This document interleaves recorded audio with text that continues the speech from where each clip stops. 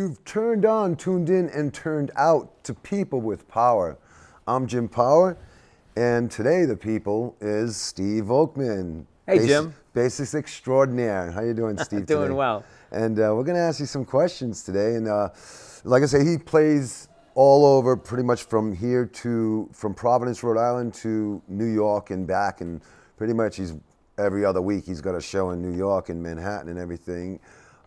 Where's the next place that you have a show coming? I have a show. I'm going to be at Rockwood Music Hall in New York City on May 28th.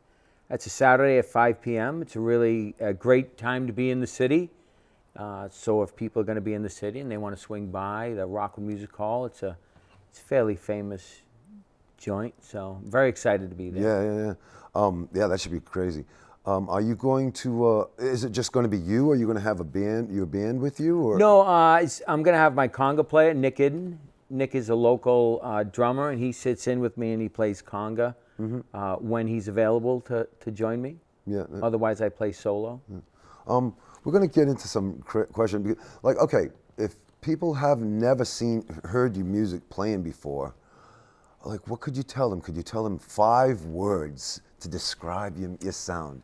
5 words. 5 words. I would have to say it's rockin', acoustic, punk, music. Music? That's 5, right? No, that was 4. Great. It's also great.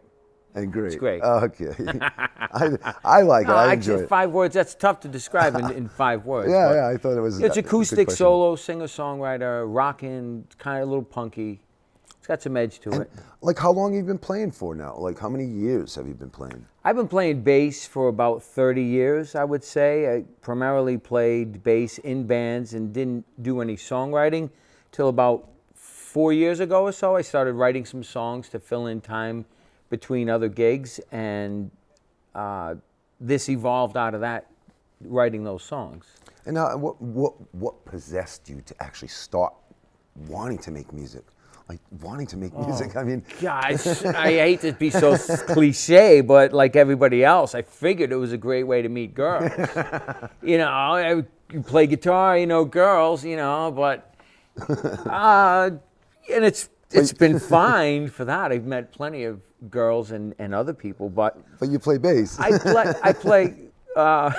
Like, how do girls react to that? I mean, girls love the bass. Bass is what gets people moving. Oh, I didn't know bass that. gets people moving. I didn't know that. Yeah. But I'm not. I'm more of a singer-songwriter who uses the bass as my voice. As opposed to being a bass player in a band. When I was a bass player, I was more of a rock and blues rock bass player, classic rocks. And like I said, do you play other instruments? I play some guitar. I play a bit of acoustic guitar. I use it basically as a songwriting tool. Right. When I play guitar, my songs are a little more melodic. When I feel like I'm at a block on the bass writing, I'll pick up the guitar and play that for a little while. I'll sometimes play it at a show or an open mic or something if I'm showcasing some new songs. Any musicians that you would say that inspired you? Like any musicians? Definitely. As a bass player, I was always inspired by Phil Lesh, John Entwistle, James Jamerson, of course, some, but not so much. More the rock and bass players. Jack Bruce, huge influence on my playing. And as far as my music and songwriting, Springsteen, Mark Knopfler, Elvis Costello, Warren Zevon. Oh, wow. Yeah. Jerry Garcia was a huge influence. The Dead was a huge influence on my style of music, as was Neil Young. So I would say those are my main influences as far as when I was younger, what I listened to. Yeah. And like anybody in your family, was anyone ever in your family like musically inclined? Did you like inherit that from somebody in your family at all? I don't know of anyone in my family that had music in them. My mother was an avid music listener, and I would say that I really got my love of music from her. There was always a radio playing. Yeah. We had a stereo. There were some records, but there was always music playing. My father was he listened to a few things he liked, and that was it. He wasn't very deep into music. my mother really gave me a love of music, and that's where I believe it Yeah, stems same from. as me. That was the same thing as me. Is well, my dad actually played trumpet too, so but that was it. But Okay. yeah, it was my mother listening to music all the time. Yeah, That got all the me. time. There was no TV on in the house. Give There it was music. Elvis Presley and Roy Orbison and all that stuff. And what was the first instrument you ever had? Was it a guitar or a bass? The First instrument that I ever had was an acoustic guitar, a Sears and Roebuck acoustic guitar. Oh yeah, yeah. Yeah, I got that one Christmas. Yeah, and then what? That was all. It was over for great. men. Played the shit. I played it quite a bit. And what's your like? Because you've been doing it for a few years now, right? You've been playing out for a few years that I know of. The singer-songwriter, Yeah, writing songs and right. singing is about 4 years old. Yeah, this is a new phase for me. What's the best, like your most memorable musical moment, like playing out or even recording or just whatever? Oh gosh. Like most memorable moment, I know I definitely have some. I would say, it's hard for me to do that because I don't go back and hold moments like that. But we played the Rock Hunt one night back in the 90s, the BRU Rock Hunt. We had a really great show. The crowd was really digging it. So that was a great moment. But then recently I did a show, I believe, at AS220 with Nick. And it was a great night. We played beautifully. The songs were exactly what they were supposed to be, and my comfort level, and it was just a great time. And I would have to say that was one of the better times I've had. Yeah. Do you like I know I play with and mistakes. Like, okay, how do you make mistakes? I make mistakes all the time. And how do you handle that? It's part of the reason I started writing my own songs, because I don't have to worry about how the song is supposed to go. And I have a very fluid style of playing. I allow my mood to affect the song, because they're my songs, depending on where I feel about them, or any song I play. Once I know the song well, I will let my mood affect my attack or the way my voice is on any given day. So I embrace a slight difference all the time. Mistakes nowadays, I'll just play right through it. I used to make funny faces or kick or do things until that was pointed out to me. And now I just play right through them. And actually, I've changed a couple songs due to some mistakes I've made on stage that I was able to react to and hold on to, and then go, ooh, I'm going to hold that pause next time. Turning lemons into lemonade. Something like that. Sometimes your fingers get stuck on a string or something, and you go, I'll hold that next time and see what happens. And that can be rewarding. Yeah, I don't mind mistakes. Do you get nervous at all? Like I know some people that they actually get like shakes and stuff before they go on stage and things like this. And do you get nervous at all? I get nervous when it's time to perform, when it's time to get up and do something, when you're expected to do it. Now is the moment.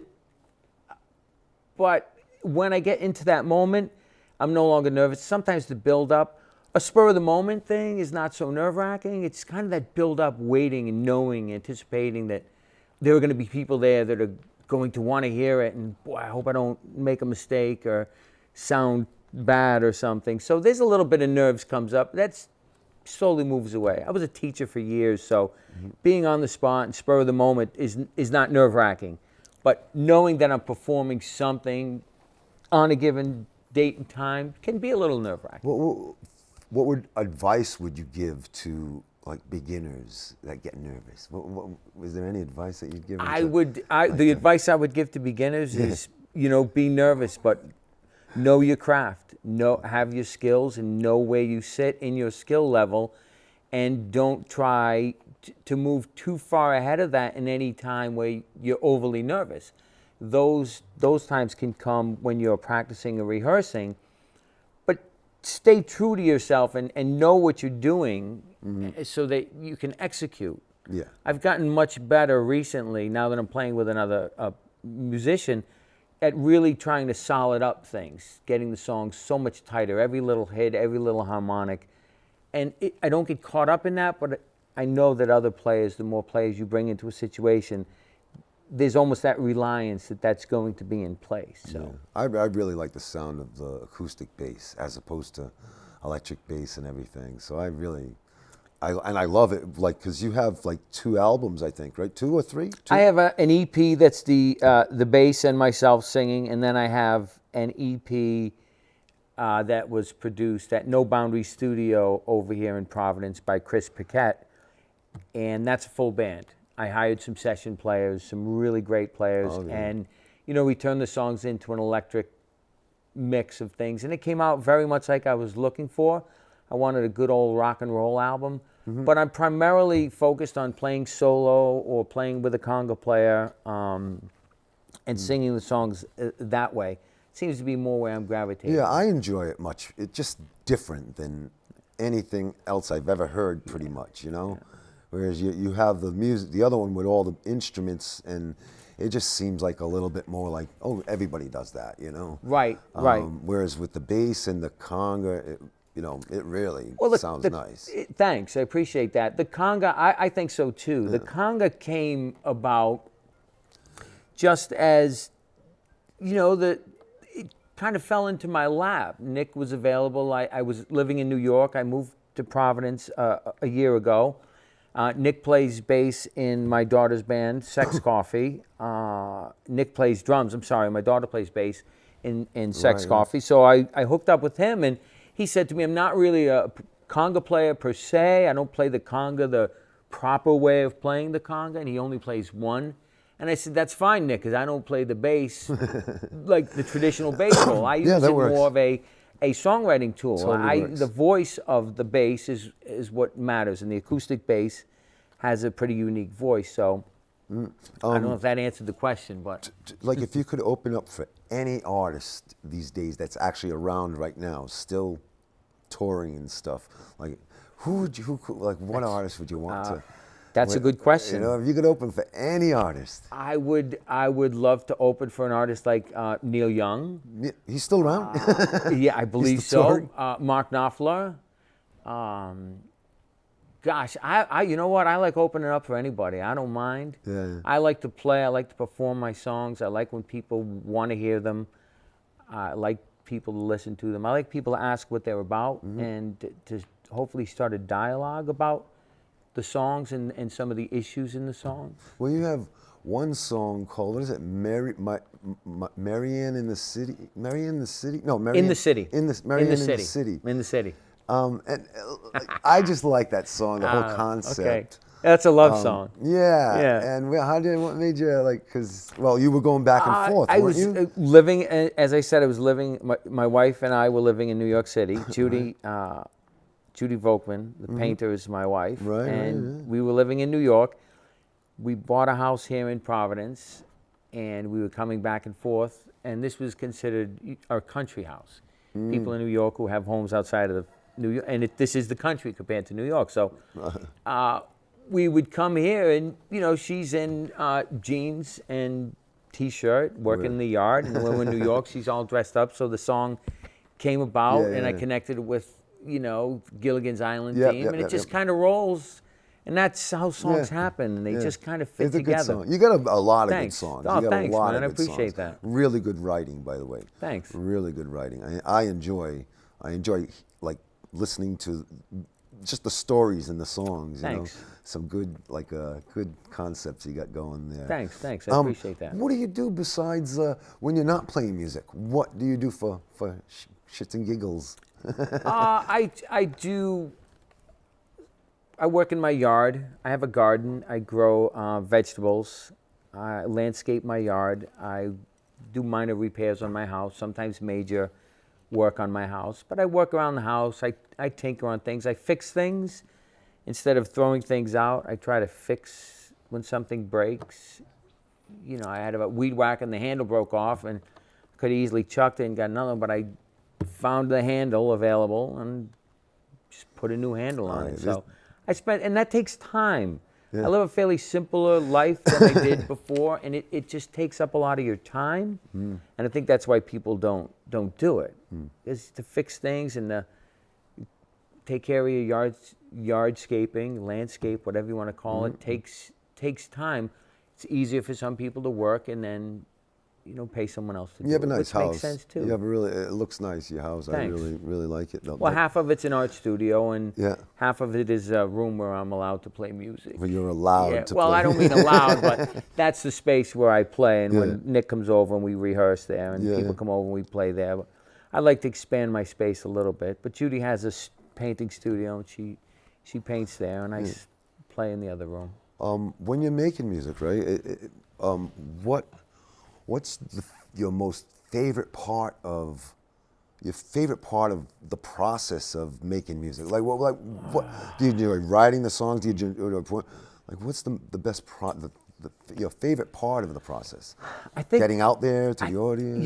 I think my favorite part would have to be when I get to play the songs, and there's a decent crowd of listening public there. And writing the songs is rewarding, and getting them down and being solid is rewarding, as is recording. Of course, that's a great. Okay. But I think that the best thing for me is when I'm on stage and the songs are clicking and things are moving and the music is happening. That's about where it is. That's where it's at for me. We're going to have a few more questions, I think. I don't know how much more time we have left over, but I really got to get to these questions because I know they're going to... Okay. I got to get to a couple of... What's the most trouble you ever gotten into in your life? The most trouble that I've ever been involved in? Yeah, the most trouble you ever gotten in your life. I never got into a lot of trouble. No? I was able to always skirt trouble. I was never a big fan of being caught being in trouble. So I would have to say, being caught doing something I shouldn't have been doing at one particular time. I won't always be too specific because I don't want to let too many cats out of the bag. But I haven't really been in a lot of trouble. I try to avoid trouble. I move in a different path if I can. So I hate to disappoint you on that one. But I've never been arrested. The idea of being incarcerated was not a big fan. School was enough of a drag. You can't leave there. So the idea of being in a cell. That was enough to deter me. I'm glad I'm not sitting in that chair. Yeah, That's all I have to say. Yeah. I'm glad I don't have to answer those things. And Okay. I try to be honest, and so it's. We got one more question. One more question. Yeah, one more. What if you could give? What motto do you live by? What's your advice? Like, what advice do you live by? A motto. We're gonna leave it off at that. If you could give, like, say, do what you do. Be true to yourself, and treat other people the way you want to be treated. Everything will be fine. Yeah, I think so too. It's great. It's great. So, like I say, I think we're pretty much done here. Okay. We had a great interview today with Steve Volkmann. Like I say, bassist extraordinaire. I don't know if I'd say extraordinaire. A few songs. I think you'll be able to hear something a little bit, and we'll show you the CDs and everything. And I'm Jim Powell. And like I say, you turned on, tuned in, and now you're turning off. People with power. And have a good night. Steve. Thank you. Thanks, Jim.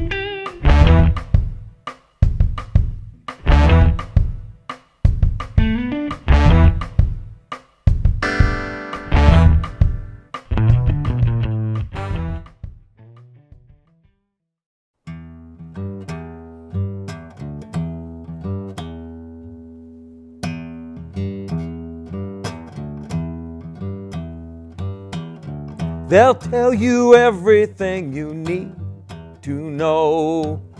They'll tell you all of the best places to go. They'll tell you you are on the side that's right. And they'll tell you that it's your turn to pick up and join the fight.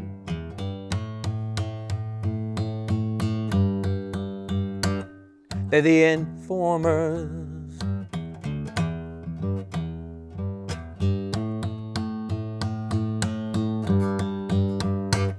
They're the informers.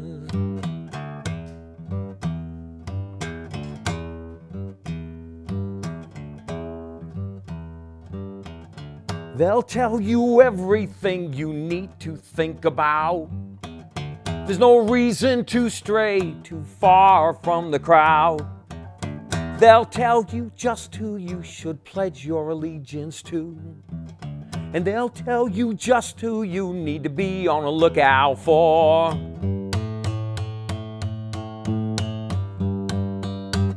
They're the informers.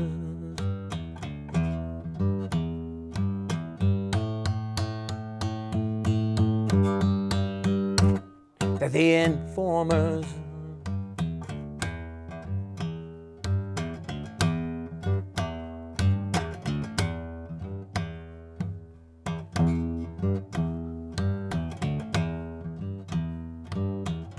You let them in most every night, and you let them in each day. And they show you just the way you should behave. Why listen to them? Why listen to me? Make up your own mind and set yourself free.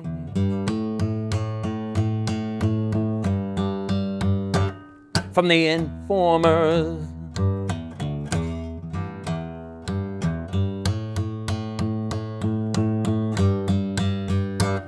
From the informers.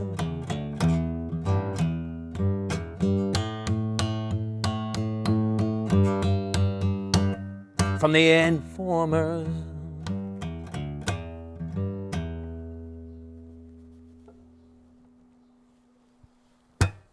Hi, my name's Steve Volkmann, and I have 2 CDs available. One is a full band electric album called The Plant, and one is an acoustic EP called I Never Knew. These are available on my website at stevevolkmann.com. It's VOLKMANN.com. I'd like to thank Rhode Island Red Studio for letting us use the space today, and for the crew who's done a great job. Thank you.